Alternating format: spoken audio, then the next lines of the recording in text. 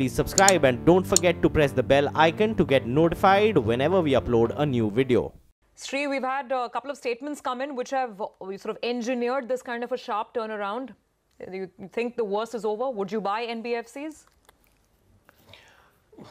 I think the big question is, it's not a mere question of buying NBFCs. I think the conditions today, because of where the rupee is, where the oil prices are, and where your CAD and fiscal deficit, etc., is going to look like, it's going to be a bit of a headwinds that we are going to see coming in from the quarterly performances of a lot of companies. So the big question going forward is, are we going to see a growth the way we have anticipated, or what else? And the mere fact of these NBFC rumors, be it started with il&fs, then we had the DHFL, etc., having this huge amount of volatility in the marketplace. What it will further lead is, what is the spread between the corporate bond markets and the GSECs? Now, are we going to see a liquidity tightness from that side to a great extent to continue? And even if you don't see that, assume that things will be, these measures should help tide over the tightness that is going to be there, or that will be there in the marketplace. Then conscious decision from many investors, even to move away from any one of these names that you mentioned earlier, in terms of subscribing to their bonds and subscribing to the CPs, etc.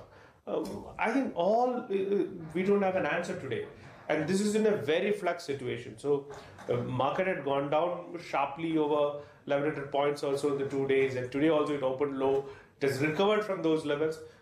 Is it calm before the storm? I don't know. That's nicely put. Shri, hi, good afternoon. What about a stock like Maruti, where we have had one-way decline? In fact, the stock hit 52-week low yesterday. I think the expectation from, we like Maruti, by the way, and it has been one of the topics also for quite a long period. And the kind of an underperformance that you saw, why Maruti? Even yesterday, you saw suddenly, 5-6% go from Mahindra & Mahindra, etc. So the point here is that it's not merely a Maruti or a Mahindra & Mahindra stock. It's more broad-based. We need to bear in mind that the kind of F&O positions which has been there with many of the broking houses from investors and the traders were quite huge. So with the market correction being what it was in terms of the sharp correction for 2 days, the margin calls would have been high and all those things. So till the time you see this getting settled, I would think that the volatility will be here.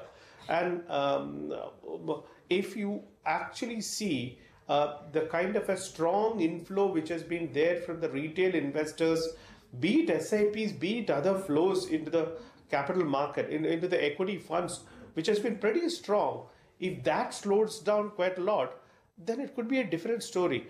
Mind you that we have still a large number of companies coming out with IPOs, be it in the private sector, be it in the public sector, for listing, etc. So I don't think supply of paper is going to reduce. Supply of paper is going to be huge.